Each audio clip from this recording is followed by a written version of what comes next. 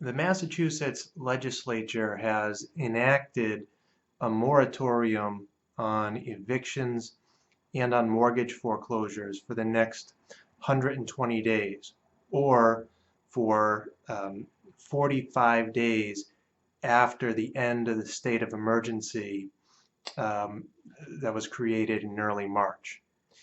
Now, during that time, if you are a homeowner and you have a mortgage, you can request a forbearance from your mortgage company, a 180-day forbearance, which essentially says or allows you to stop making payments on your mortgage for 180 days.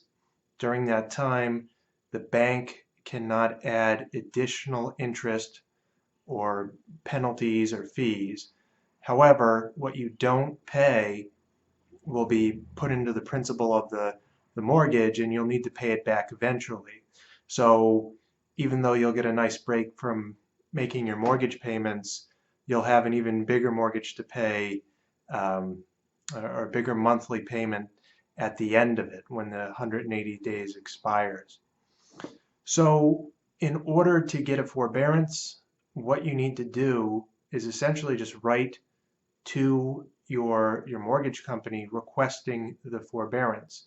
So if I were you, I'd start by calling the mortgage company or the servicer and asking them if they have their own form or their own way of submitting this request. And I bet about, half the banks will and half the banks won't. If they don't, then you just need to write a request and submit it to them. And what I'm going to do on my blog is write a model request that you can use. Just fill in your account number and your name and your property address, and you can send it to the bank however you communicate with them via fax or email or whatever it is. And I'll leave a link to that in the description here. If you're watching it on YouTube, or if this is Facebook, I'll put it in the comments below so you can click on the link, go to my blog, and get a model request for a mortgage forbearance.